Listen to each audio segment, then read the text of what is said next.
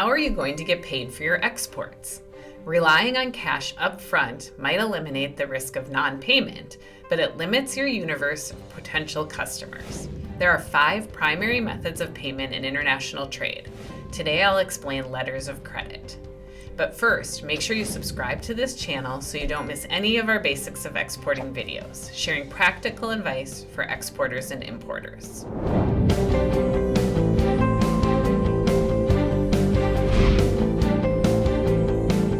The most secure method of payment for the exporter is the least secure method for the importer, and vice versa. The key is striking the right balance for both sides. Let's take a look at letters of credit. Letters of credit, or LCs, are one of the most secure instruments available to international traders. An LC is a commitment by a bank on behalf of the importer that the exporter will be paid if the terms and conditions stated in the LC are met. Specific documents are used as evidence. An LC, also referred to as a documentary credit, is useful when a foreign buyer's credit is hard to prove or unacceptable, but the exporter is satisfied with the creditworthiness of the importer's bank.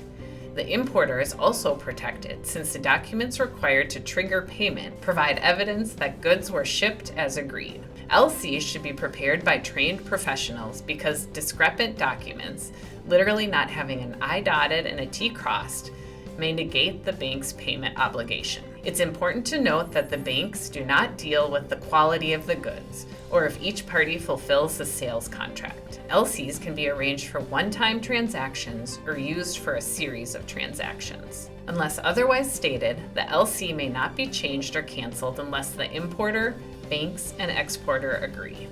The exporter gets even more protection when an LC is confirmed by a U.S. bank. Confirmation means that the U.S. bank adds its engagement to pay the exporter to that of the foreign bank.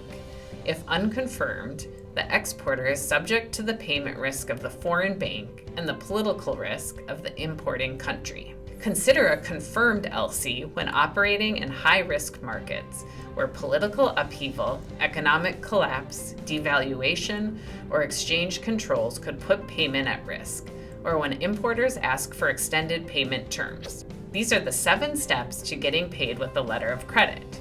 1. The importer arranges for the issuing bank to open an LC in favor of the exporter. 2. The issuing bank transmits the LC to the nominated bank, which forwards it to the exporter. 3. The exporter forwards the goods and documents to a freight forwarder. 4. The freight forwarder dispatches the goods and either the dispatcher or the exporter submits documents to the nominated bank. 5. The nominated bank checks documents for compliance with the LC and collects payments from the issuing bank for the exporter. 6. The importer's account at the issuing bank is debited. 7. The issuing bank releases documents to the importer to claim the goods from the carrier and clear them at customs. There are a few different forms of letters of credit to be aware of.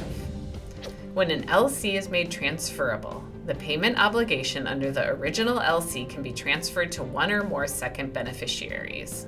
With a revolving LC, the issuing bank restores the credit to its original amount each time it is drawn down.